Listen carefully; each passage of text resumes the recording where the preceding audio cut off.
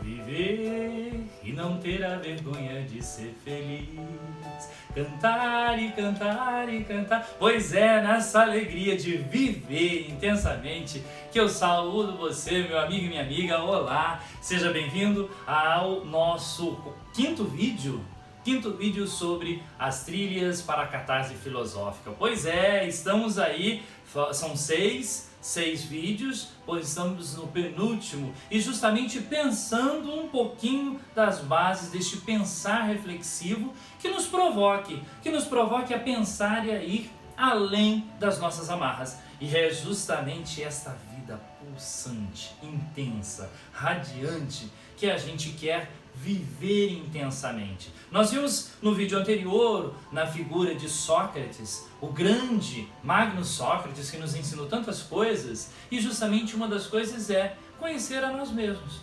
Conheça-te a ti mesmo. E quem conhece a si mesmo é capaz de libertar-se de tantas coisas. E é justamente com a proposta da estratégica fuga da caverna que eu provoco você hoje. Em que caverna tu tá enfiado, hein, amigo? Em que caverna tu se meteu, minha amiga? Pois é, essas cavernas nos amarram e nos tiram a felicidade de pulsar, de sorrir, de cantar. São muitas cavernas que muitas vezes a gente não pensa, não reflete. E é a partir dessas cavernas que eu quero chamar a figura maravilhosa de Platão. Platão, um homem maravilhoso, que é de 428 a 347 a.C., justamente nos provoca a pensar de modo diferente. Nós estávamos anteriormente falando sobre a tradição oral. A tradição oral que, através da retórica, da oratória, falava e impulsionavam as pessoas. Agora eu quero chamar a atenção sua para o início, o começozinho da tradição escrita. Ao escrever, o homem grego começa a entender que é necessário compartilhar suas ideias, compartilhar as suas teorias. E fazendo uma ponte aí, justamente os diálogos de Platão, muito próximo à forma falada, à forma escrita, vão dar uma dimensão muito maravilhosa de tudo isso. Platão, que foi discípulo de Sócrates e que foi mestre de Aristóteles, que é o próximo vídeo. Platão é uma figura maravilhosa, que justamente a própria palavra já diz, essa pessoa larga, esse Platão, né? Essa forma muito grande, vai nos dizer que o conhecimento não alimenta a alma. O conhecimento nos dá, assim, a entender algo muito maravilhoso, e ele constrói uma teoria muito interessante, que existe, veja bem, me acompanhe, existem dois mundos. Opa, como assim dois mundos? Mundo espiritual? Não, nada disso. Existe o mundo das ideias. E este mundo das ideias é um mundo maravilhoso, encantador, que nós nascemos já com eles, com as ideias. E aí a gente pode separar entre o mundo sensível, o mundo que a gente vê, toca, ouve para os nossos sentidos, e o mundo inteligível, que é aquilo que a gente entende, aquilo que a gente processa, aquilo que está dentro de nós. E é aí, neste modo de entender o mundo, que justamente ele nos propõe a esse mito da caverna, a alegoria da caverna, que vai justamente narrar e contar um pouquinho sobre a história de uma pessoa. E aí ele fala, olha, imagine que uma pessoa nasceu e foi colocada desde pequeno numa caverna, junto com outras, voltadas para o fundo da caverna, com a fuça para a caverna, com a cabeça e com o corpo sentado, aprisionado assim, voltados para o fundo da caverna. E assim, não podiam virar para o lado, não podiam fazer outra, a não ser olhar para o fundo da caverna. E no fundo da caverna apareciam imagens, sombras. Imagens, e que às vezes essas imagens tinham sons, como na caverna, né, o eco, porque justamente atrás deles, lá no início da caverna, tinha uma fogueira, e uma fogueira que na frente da fogueira passava, uma fogueira constante, né, passavam as pessoas, né, com várias coisas, e eles olhavam aquilo na parede, oh, que maravilha! Aquilo para eles era o real era a sombra. Veja que coisa louca, que coisa caótica. E essa sombra maravilhosa, e falava, hora grande, hora pequena, hora de um jeito, hora gordo, hora magro, etc. Assim por diante. Só que aí, um é libertado, um único. E esse um único sai para fora da caverna. Né? Muito atentamente. Você sabe que quando a gente está num ambiente muito escuro, nossa pupila, nossos olhos, eles se adaptam àquele ambiente. Né? Graças à nossa genética, a gente se adapta a essas situações. Né?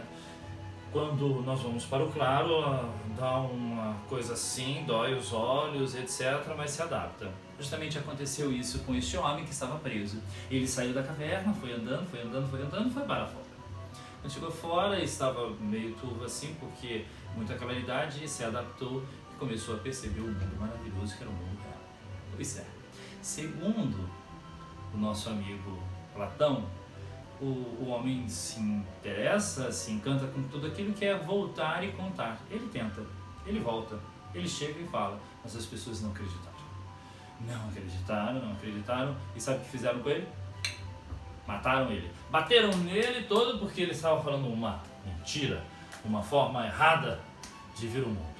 Pois é, essa alegoria é meio maluca, né? Eu até chamo a sua atenção porque tem uma alegoria muito parecida, paralela, que aí você pode ver no canto do nosso vídeo, e justamente o Maurício Souza constrói uma alegoria maravilhosa, colocando ali, né, o homem, ela se adapta, ela não mostra aquela outra parte, aí esses homens, né, vendo, e tem o diálogo contando ali, olha, você está vendo o fundo da caverna, e assim por diante, ó, que bela, bravo, e aí quando ele sai, observa um mundo maravilhoso, depois ele tenta voltar, né, e aí, não, eu sou a existência maravilhosa, como vocês estão vendo nesses quadrinhos aqui ao lado, e assim por diante. Que maravilha, que beleza. E aí até que ele consegue justamente levar todas essas pessoas lá para fora. Veja bem, ele leva todos para fora e eles, né? Porque eles tentam pegar ele para poder bater. Quando chega lá fora, que maravilha, que encantamento e assim por diante, né? Eles descobrem um mundo maravilhoso ao fugir da caverna. E indo de acordo com a própria historinha maravilhosa, a evolução de tudo isso até que chega a televisão, né? O último ali. E aí, mas o que vocês estão fazendo? E estão, não nos atrapalha, estamos vendo o fantástico show da vida, esse fantástico, maravilhoso mundo, e aí estão vendo por uma tela, né? A maioria dos nossos jovens às vezes estão com a fuça na tela do celular, ou a gente mesmo, e acaba esquecendo essa maravilhosa, né, contemplação que existe no mundo. Justamente a alegoria da caverna, segundo o nosso amigo Platão, é justamente esse intuito de provocar o ser humano a entender mais esse mundo das ideias. Veja bem, o mundo que a gente está vendo aqui, que é o mundo sensível, que eu toco, que eu escuto, são todas formas que, segundo ele, que são cópias. São cópias imperfeitas de um mundo que é o mundo real. Então, e isso acaba nos pregando algumas peças, como por exemplo, você está olhando assim, você está viajando, a estrada está redonda, lá no final parece que tem uma aguinha saindo, já tiveram essa sensação. Pois é, no sentido, você chegar lá não tem água nenhuma, né? Você está com a sede danada na estrada, não tem nenhum posto para você beber água. Justamente é isso que Platão nos provoca a olhar, a entender de que todas essas coisas que nós estamos vendo no mundo, por exemplo, uma cadeira. Se eu falar cadeira, você vai ter uma ideia na cadeira. Nem sempre a ideia é da cadeira que você tem em casa, que às vezes é uma cadeira futurística, uma cadeira maravilhosa, ou uma coisa assim que balança. Existem várias ideias, como por exemplo cachorro. Se eu falar cachorro, você vai lembrar do seu cachorrinho, peludo, grande, alto. Existem várias formas de cachorro. Só que todas essas formas de cachorro são na realidade cópias imperfeitas de uma ideia que é do mundo ideal do que é cachorro. E é aí que eu chamo a sua atenção, porque é perceber que existe, segundo Platão, esse mundo ideal que está aqui, está no mundo das ideias, está na compreensão. Ele entende muito bem o mundo nesse dualismo, vamos dizer assim, né? Dessas duas formas. O mundo sensível não é um mundo tão bom assim, que é real, né? Que a gente está vendo, que a gente chama de real, mas na realidade o mundo verdadeiro, o mundo real e inteligível é o mundo das ideias. E aí Platão, que é muito sábio, ele vai escrever tudo isso em vários diálogos, explicando pra gente, para entender como é que é isso, de que forma funcionam as coisas. Ele também vai depois criar a sua teoria política, né? Que ele vai, política propriamente dita, que ele vai entender a polis, e as pessoas deveriam ser educadas para viver nessa polis da seguinte maneira: elas deveriam estudar até os 20 anos, seriam pessoas que trabalhariam com coisas artesanais, com a sua mão, com o seu corpo e assim por diante. São pessoas braçais, são pessoas que trabalham com isso, estudariam até ali. Depois, estudando mais um pouco, as pessoas virariam, né, se tivessem, né, essa alma corajosa de entender, de defender, as pessoas seriam soldados. E quando a pessoa estivesse lá por volta dos seus 50 anos, depois de ter estudado muitas coisas, ela então estaria pronta, porque ela estaria apta a governar. Seriam os filósofos. Por isso que ele chama aí de que quem deveria governar as cidades, o governo, e quem deveria estar à frente disso seriam os filósofos, porque eles teriam estudado todas essas coisas. Tá? Então, uma forma muito breve, talvez até grosseira, de explicar as ideias de Platão, que é justamente ao colocar sobre isso, ele falando sobre a política, falando como as pessoas deveriam ser formadas e educadas, para a gente entender como é que ele compreende tudo isso. Então, a partir dessas três formas de alma, imortal, alma corajosa e a alma racional, que age a partir da própria sabedoria. E ele vai justamente nos apontar essa belíssima caverna, né, que nos provoca a pensar, a refletir.